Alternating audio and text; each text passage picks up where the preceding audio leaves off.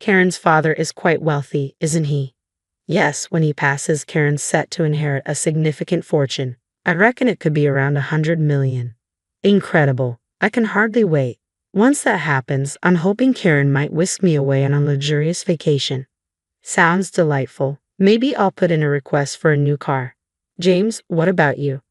Well, I've had my eye on a top-of-the-line gaming rig for ages. I wonder if I could subtly suggest it to her. Their conversation bubbled with excitement, oblivious to the solemn expression on my face just outside the door. I clutched my purse tightly. My name is Karen, and I first met my husband James at a bustling social club for professionals. Our shared interests sparked an instant connection, and we've been happily enjoying life together ever since. One day, my routine was disrupted by an unexpected call from my mother. Karen, your father has collapsed. What? My father, known for his jovial spirit and love for dad jokes, was the picture of health. He ran his own company with ease, making the idea of his collapse incomprehensible. Concerned for my father, I immediately left home and caught the next train to the hospital my mother had mentioned. My father was truly a gentle soul. Despite his busy schedule, he always made time for my brother and me, lifting us onto his shoulders and playing with us. I vividly recall his tears of joy as I read a letter to my parents at my wedding to James. The memory was etched in my mind. The thought of such a man falling ill was heart-wrenching. Refusing to accept the news, I hurried to the hospital where my mother sat by my father's side. As soon as I entered, my mother turned to me. Mom, how's Dad? Is he okay? Karen, please let's stay calm and I'll explain. Facing my father lying on the bed, his eyes closed, my mother detailed his condition.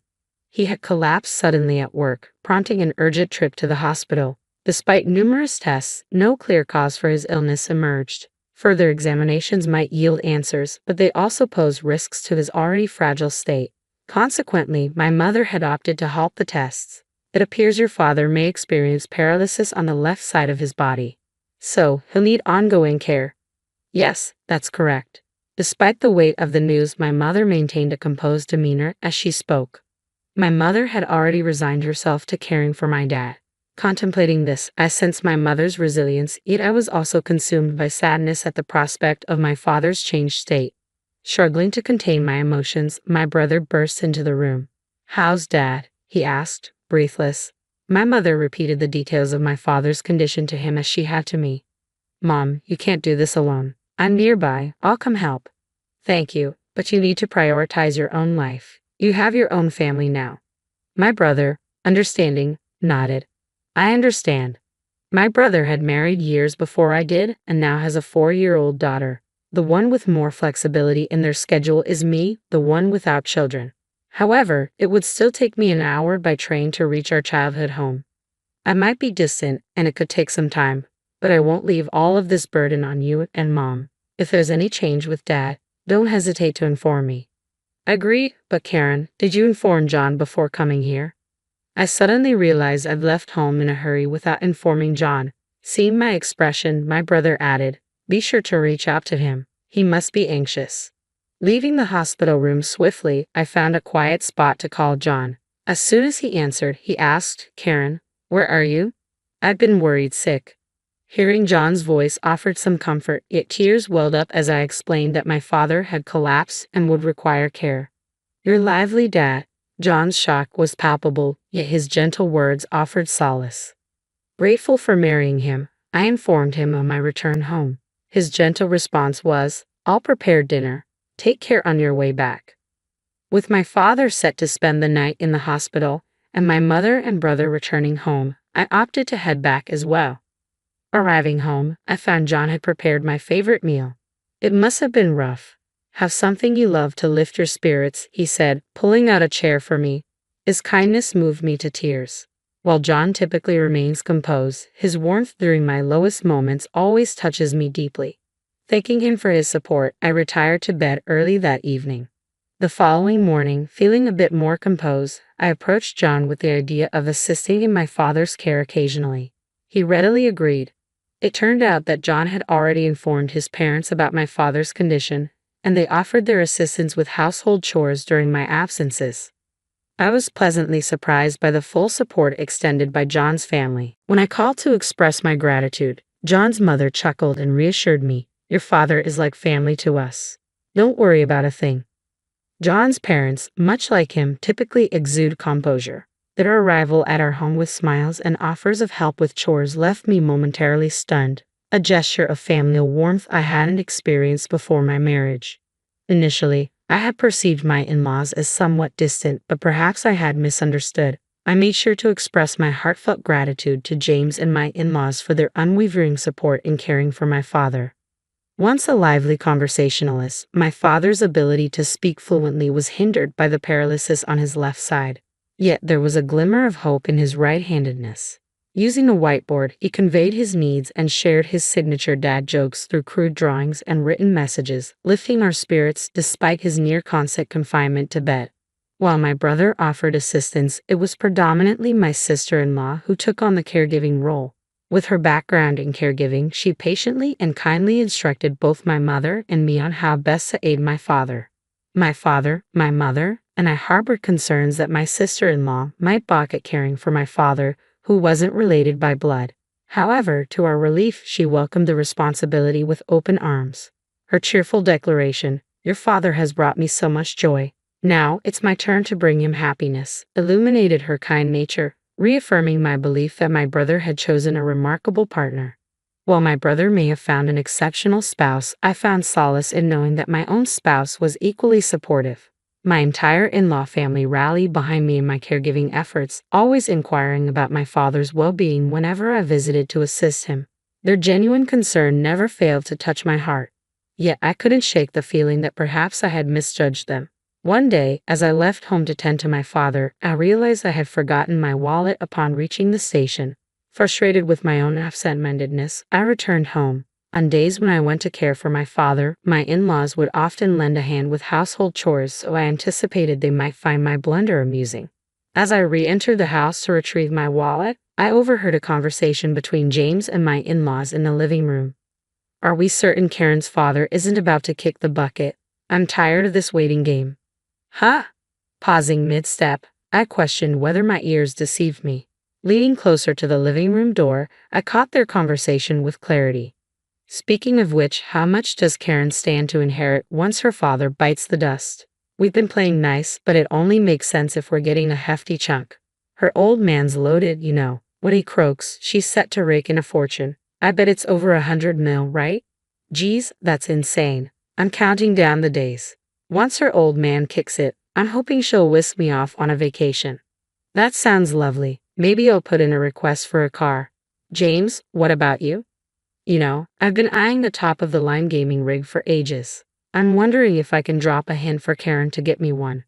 Their conversation bubbled with excitement, unaware of the storm raging behind the door. I clutched my wallet tightly, channeling all my emotions into that grip. Anger, frustration, and sadness churned within me, a turbulent whirlpool of thoughts and feelings. Careful not to disturb James and his family in the living room, I slipped out of the house, my mind still reeling. Their sudden kindness felt suspicious, tinged with the scent of greed. My father's inheritance loomed large, a tempting prize for those with less than honorable intentions. But I couldn't bear to entertain the notion that my in-laws were eagerly awaiting his demise. Lost in my turmoil, I found myself sitting on a bench at the local station near my parents' home, the echoes of James and his family's laughter haunting my thoughts. "I won't forgive them. Never," I muttered under my breath, seething with anger. I vowed to exact revenge on James and his conniving family who valued my father, the man who raised me with love, solely for his wealth. Pretending ignorance of their callous conversation, I played along, maintaining my usual polite facade and expressing gratitude for their concern about my father's health. Determined to turn the tables, I resolved to exploit James and my avaricious in-laws for all they were worth. I extended my visits. I dedicated myself to caring for my father while unceremoniously delegating household chores to my in-laws. My money-hungry in-laws readily complied with any requests I made. I noticed the subtle tightening of their faces and James' expression at times, but I paid it no mind.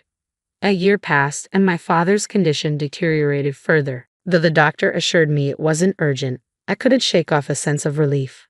However, when I shared the news of my father's declining health with James and my in-laws, their barely concealed grins betrayed their true intentions. It was the moment they had been waiting for. With resolve, I handed them the divorce papers. Thank you for all your assistance. Please let's part ways. As I made my declaration, James and my in-laws were stunned into silence, but I remained composed as I delivered my prepared speech. So, James, mother-in-law, father-in-law, it's clear you were eyeing my father's inheritance, weren't you? I heard everything. Mother-in-law dreaming of vacations, father-in-law longing for a new car, and James craving that gaming computer. Am I right? I can't stay with people eagerly anticipating my father's demise. The expressions you wore just now were repulsive. It was as if I could see straight through to your crass desires for money upon my father's passing.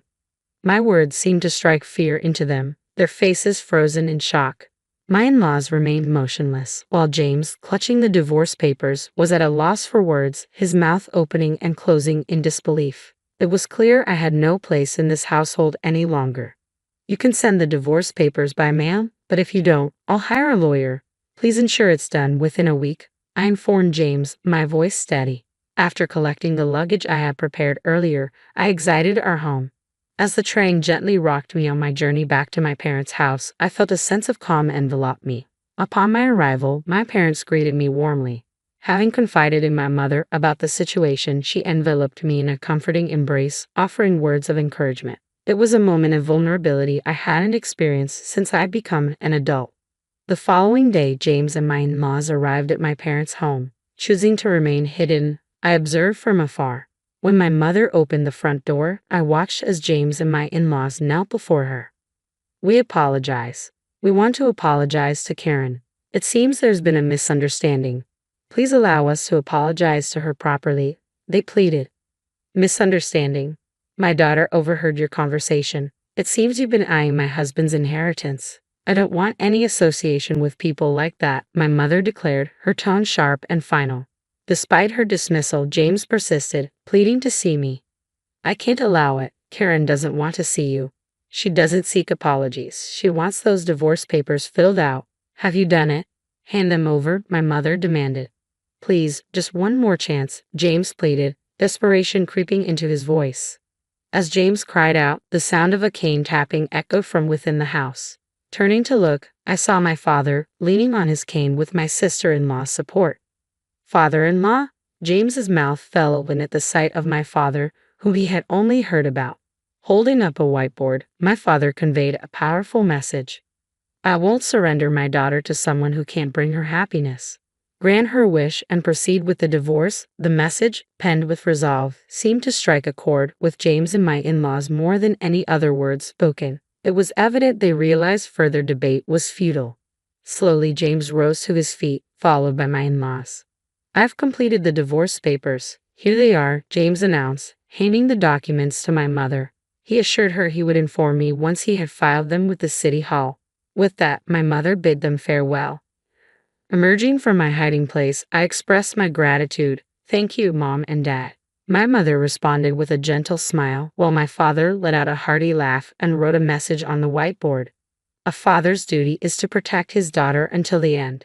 Reading those words on the whiteboard, tears welled up in my eyes. Despite the paralysis on his left side, my father's kindness and love remained unchanged. I had mistakenly believed that he was no longer the father I knew, but it couldn't have been more wrong. He was still the same dependable father who always prioritized my well-being. Dad, I wish for you to live a long, happy life, I whispered, my voice choked with emotion. With tears streaming down my face, I expressed my wish to him, and he responded with a beaming grin. Since then, James has returned to his parents' home, seemingly leading a quiet life with them. As for me, I've adapted to the routine of caring for my father while juggling work commitments. It's a hectic life, but I remember how my father always made time to play with my brother and me when we were young. With that memory in mind, neither my brother nor I feel burdened by caring for him, no matter how busy we become. Despite being partially bedridden and having lost weight, my father's spirit remains unchanged. His infectious laughter and love for dad jokes continue to brighten our days. My sister-in-law often remarks how caring for my playful father brings her joy, allowing us to maintain a peaceful existence.